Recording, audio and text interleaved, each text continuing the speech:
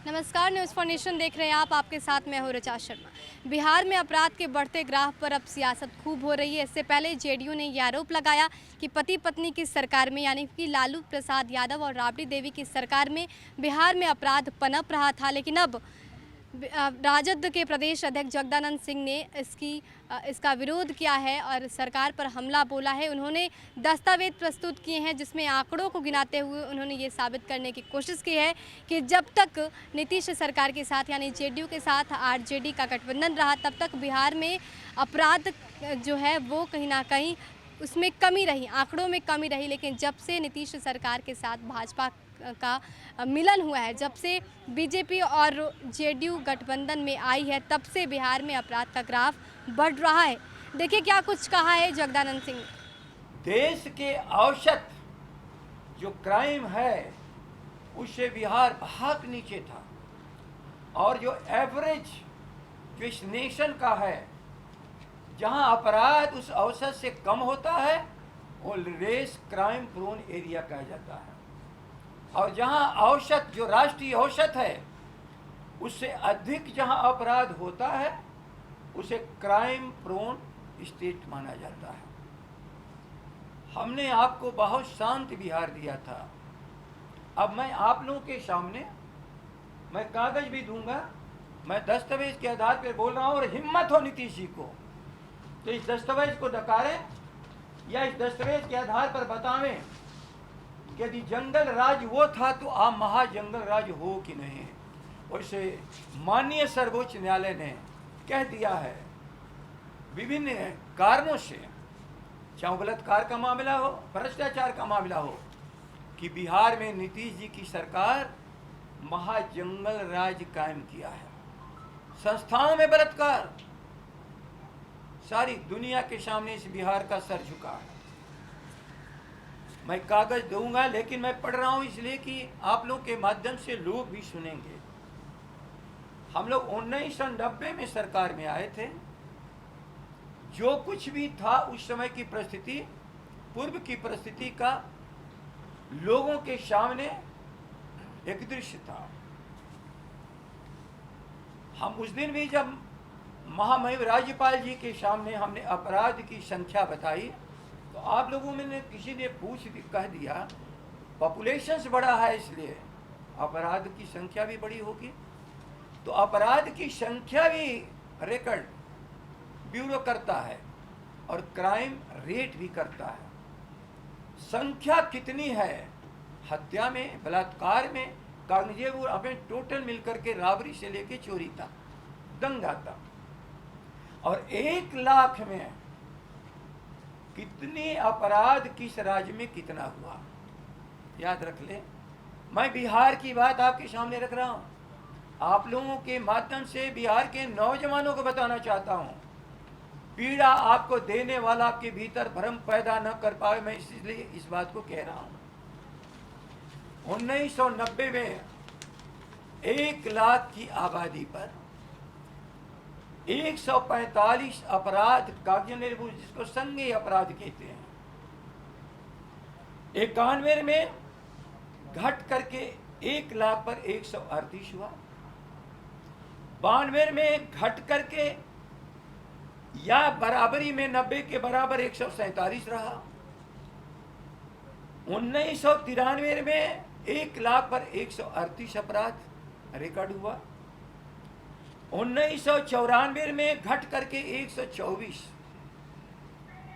1995 में घट करके 121, 1996 में घट करके 120, और इस तरह घटते घटते 2005 जब शासन हम लोगों ने सौंपा तो 1 लाख में केवल 108 संज्ञेय अपराध, 145 से घटते घटते 108, करीब करीब 45% के हिसाब से अपराध घटता चला गया।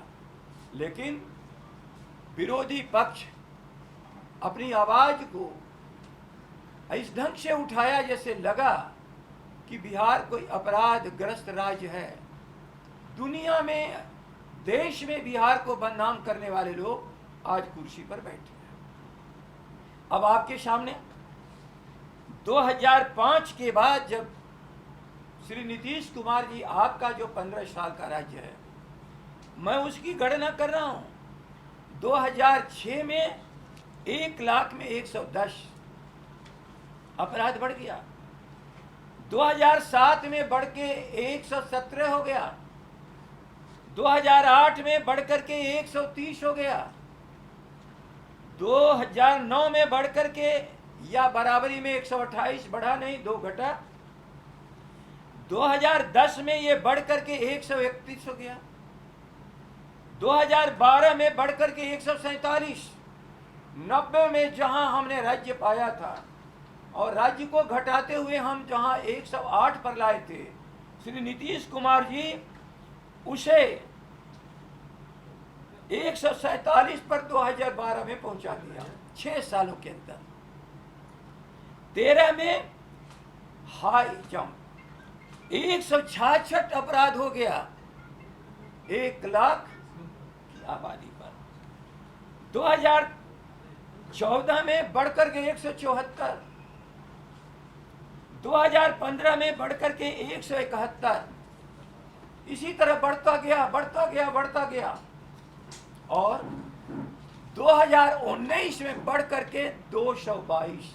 याद कर लेना, हमें राज्य हमने सौंपा था 1 लाख में 108 संघीय अपराध बिहार में होते थे, और इनका जो 2019 बीता है, 2020 तो और खतरनाक ढंग से चल रहा है,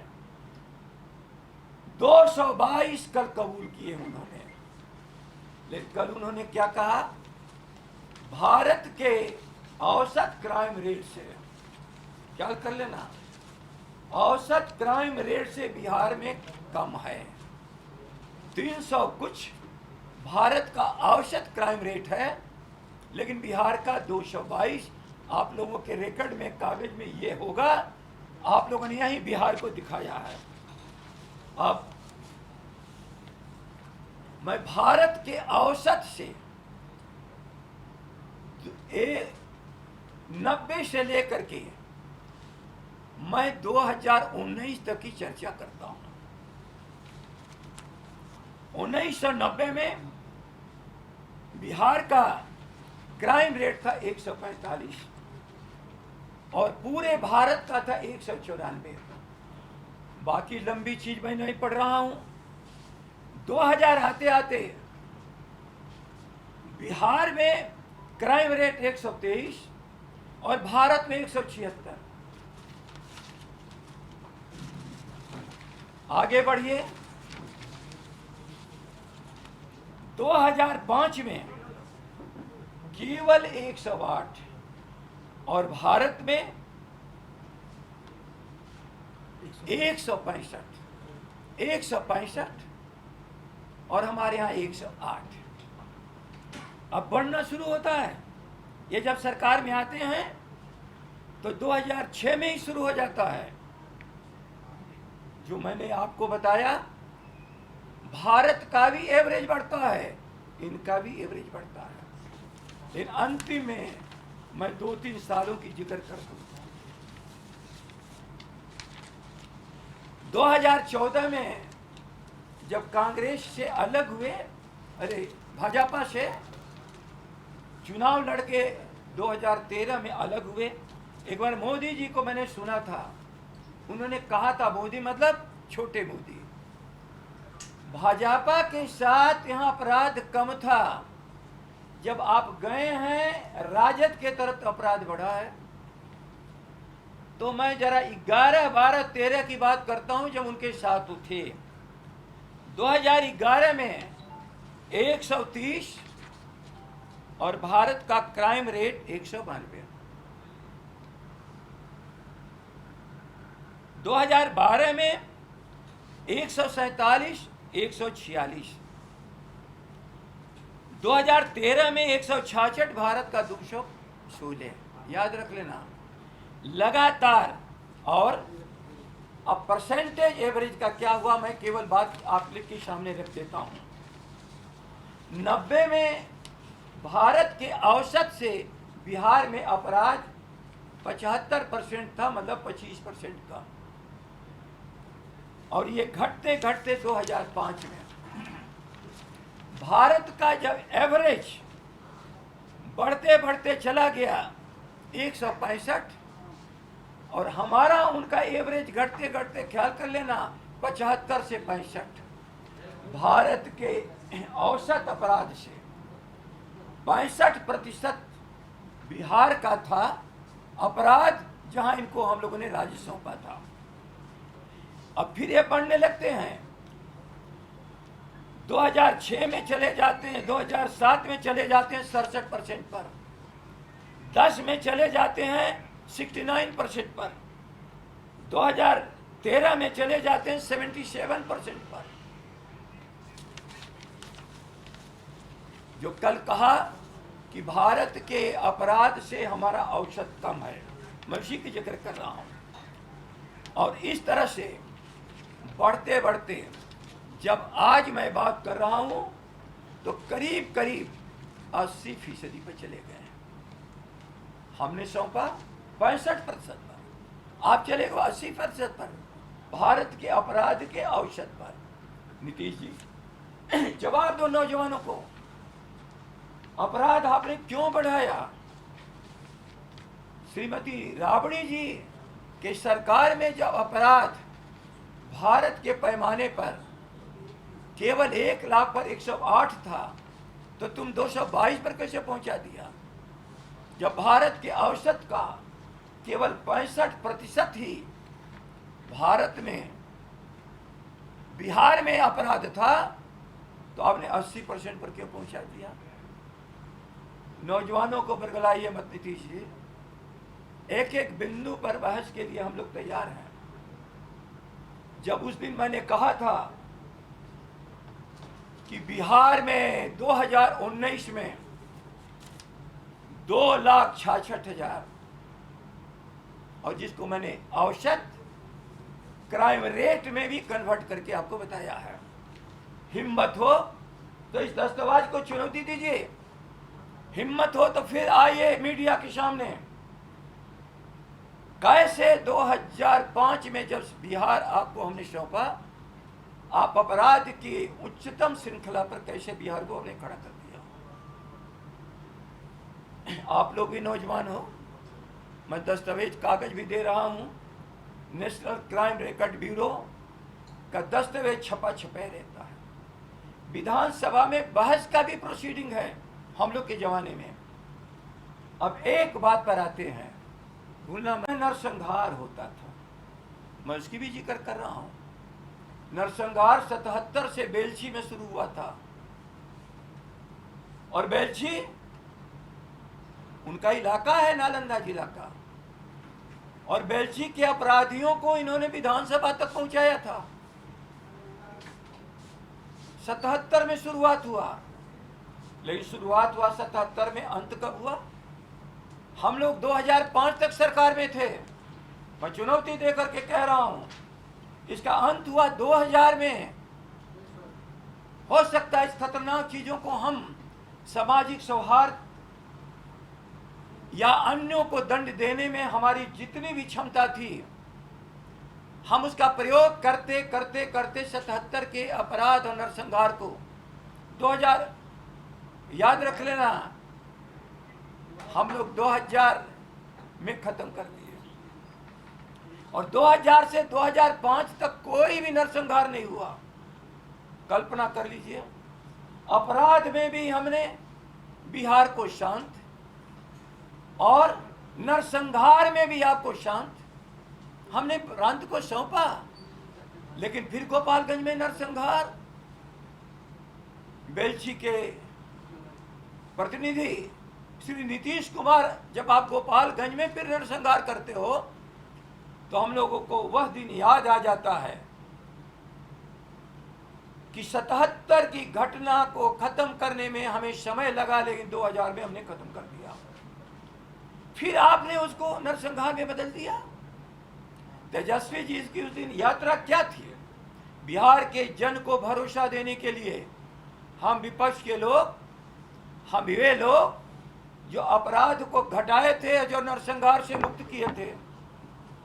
हम आपको भरोसा देते हैं कि बिहार जब हमारे हाथों में दोगे आप, तो हम बिहार को फिर शांत करेंगे, जैसे 1990 से लेकर के हमने शांत किया 2005 के अंदर, और नीतीश कुमार जिस तरह 2006 से लेकर के भयानक अपराध का स्तर को बढ़ा दिया 2019 तक, संख्या में भी, और 1 लाख पर जिसको हम कहते हैं अपराध संज्ञे,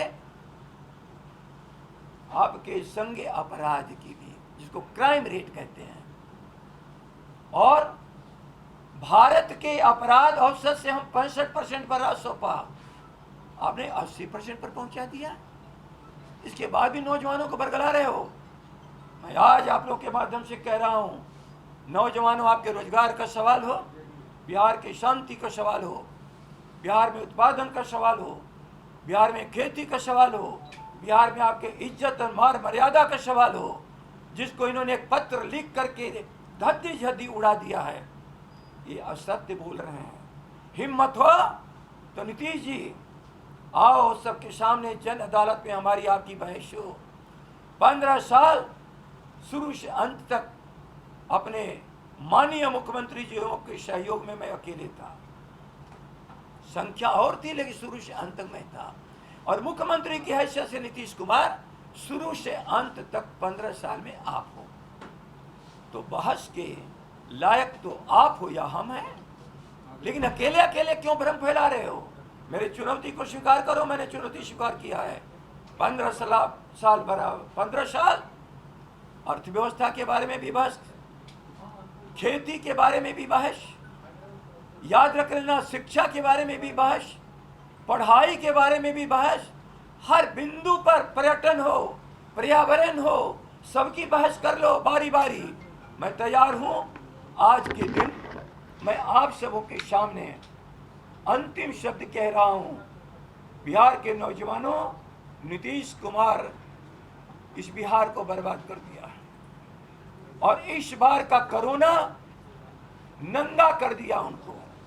जिस ढंग से पलायन हुआ और जिस ढंग से वापसी में इन्होंने लाठी डंडे चलाया, लोगों को मारा पीटा, केस किया, सुप्रीम कोर्ट ने कह दिया जो तेजस्वी कहते थे वापस लाओ, सुप्रीम कोर्ट ने मोहर लगा दी, 15 दिन के भीतर मजदूरों को अपने घर में पहुंचाओ। इसके बावजूद भी अभी नीतीश जी आपको बोलने लायक हो? किसकी स्वीकृति और किस पर मोहर लगाया?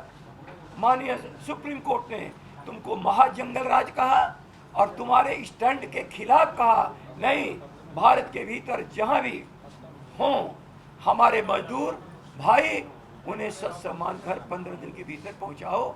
इसलिए नीतीश जी, आप बुद्धि से, आप अपने कार्य से, अपनी वाणी से, अपने चाल चलन से आपने बिहार में अपनी विश्वसनीयता खो दी है। आपसे बिहार नहीं संभलेगा। नौजवान तेजस्वी को आने दीजिए।